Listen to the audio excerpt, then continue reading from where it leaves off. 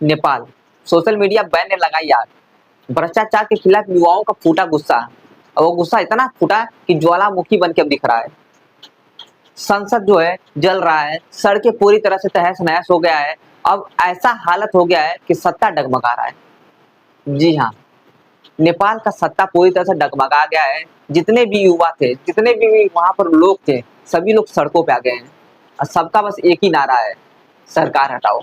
4 सितंबर को एक अपडेट जारी होता है सरकार के द्वारा, जिसमें वो बोलता है कि जितने भी सोशल मीडिया ऐप हैं, जैसे ट्विटर हो गया जिसको एक्स बोला जा रहा है, यूट्यूब हो गया, इंस्टाग्राम हो गया, ऐसे तमाम जो एप्लीकेशन है सबको जो है नेपाल में बैन कर दिया जाता है। उसके बाद क्या होता है, उसके बाद लोगों का आक्रोश फूटता है, क्योंकि सरकार जो बोलती है कि सरकार एक वजह देती है कि जो ये सब एप्लीकेशन है सरकार के नए नियमों को पालन नहीं कर रहा है, मतलब नए नियमों को फॉलो नहीं कर रहा है। इसकी वजह से जो है सरकार ऐसे कदम उठा रही है कि इन सारे ऐप को बैन कर रही है। उसके बाद लोग चेतावनी देते हैं, वहाँ के युवा चेतावनी देते हैं, लेकिन कुछ भी मानती नहीं है सरकार।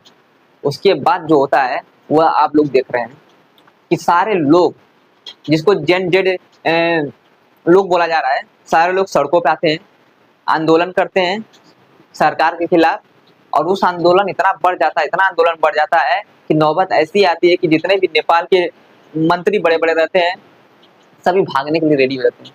और यहाँ मंत्री की बात सुनिए साहब, मंत्री तो भाग ही रहे हैं, उनके साथ साथ जो उस देश के प्रधानमंत्री हैं वो भाग गए हैं, पता नहीं चल रहा है। और नौबत ऐसी आई है कि इस्तीफा देना पड़ गया है। जी हाँ, कल उन्होंने अपना इस्तीफा दिया है और भागने की कगार पे। लेकिन उस आंदोलन में पूर्व जो प्रधानमंत्री नेपाल के थे, वह उनकी पत्नी की मृत्यु हो जाती है, जो कि जल जाते हैं। उनके घरों में आग लगा दिया जाता है, जिसमें घर में पत्नी रहती है तो वो जल जाती है, और जो पूर्व प्रधानमंत्री थे वो भी, उनकी भी मृत्यु हो जाती है। इस तरह से नौबत आ गई है। हाहाकार इतना मचा कि चारों तरफ अफरा तफरी हो गया है, अस्पताल जल रहे हैं, संसद को पूरी तरह से तहस नहस कर दिया। जितनी भी सरकारी संपत्ति थी, जैसे गाड़ियां हुई, घर हुए, मकान हुए, बिल्डिंग हुए, सबको तहस नहस कर दिया गया, कुछ नहीं बच रहा है। वहाँ के लोग जो है इतने आक्रोश में है। इन सब आक्रोश को देखते हुए सेना ने इस्तीफा मांगा, और वहां पर जो है प्रधानमंत्री इस्तीफा दे दिया। वो फरार होने की कोशिश भी की, अभी तक फरार भी है, कुछ पता नहीं चला कहाँ पर है, तो फरार भी हो गए हैं। और वहाँ के वित्त मंत्री को इतना कूटा गया है, सड़कों पर दौड़ा दौड़ा के वहाँ के मंत्रियों को मारा जा रहा है। मतलब सोचिए वहाँ की स्थिति क्या हुई है। मंत्री जो अपने आप को सत्ताधारी समझते थे, जो पावरफुल अपने आप को समझते थे, बोलते थे अरे ये सब क्या है, गुलाम तो है, उन नेताओं की हालत ऐसी हो कि सड़कों पे दौड़ रहे हैं, अपने जिंदगी की भीख मांग रहे हैं। सोचिए यह स्थिति हो गया है। कहते हैं ना कि जब सड़क पे आम आदमी उतरता है, जब आम आदमी सड़कों पे आता है ना, तो कोई नहीं बचता है।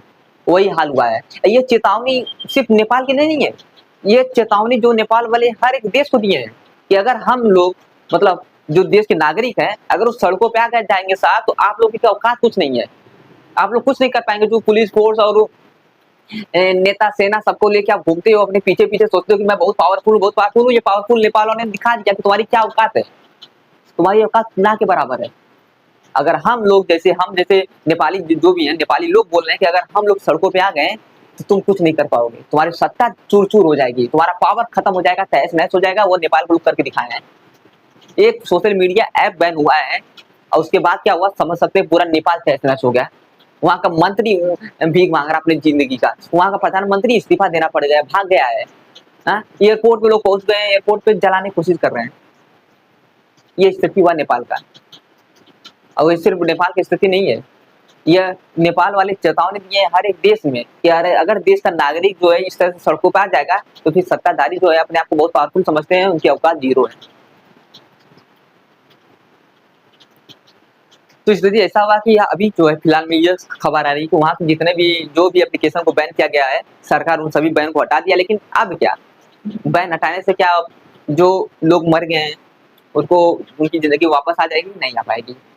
और सबसे पहले एक बात बताता हूँ कि जो ये लोग बता रहे हैं, बहुत सारे न्यूज में ये खबर आ रही है कि सोशल मीडिया ऐप बैन होने की वजह से जो है ये सब आंदोलन हुआ है, तो ये गलत आप लोग हैं। असली अंदर की कहानी मैं बता रहा हूँ क्या बात है।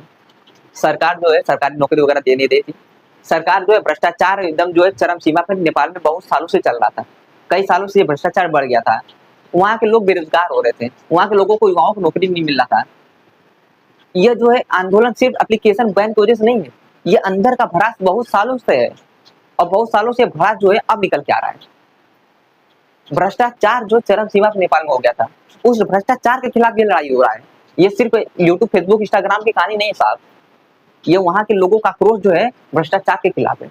इसको इस बात को समझिएगा, ये भ्रष्टाचार हर जगह है, तो चेतावनी हर जगह के लिए भी हो गया है कि अगर वहाँ के नागरिक कर सकते हैं तो और भी देशों के नागरिक कर सकते हैं, अगर आप नहीं सुधरेंगे तो। अगर आप युवाओं को नौकरी नहीं देंगे तो ये आपके साथ भी हो सकता है, चाहे वो कोई देश हो। अगर आप युवाओं के साथ गद्दारी करेंगे, अपने सत्ता का यूज अपने बेटों को करेंगे, अपने लिए करेंगे और युवाओं को आप कुछ नहीं समझेंगे, पैर का धूली समझेंगे, तो ये समझ सकते हैं कि युवा वहाँ के नेपाल के कर सकते हैं तो और भी देशों के कर सकते हैं। तो थोड़ा सोच समझ के आप लोग भी कदम उठाइएगा।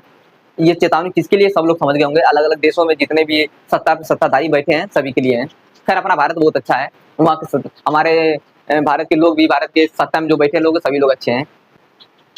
बाकी इसी तरह खबर आते रहेंगे, आप सभी को नेपाल से रिलेटेड, देश विदेश से रिलेटेड हर एक खबर आप तक मिलता रहेगा। बने रहिए हमारे साथ, धन्यवाद।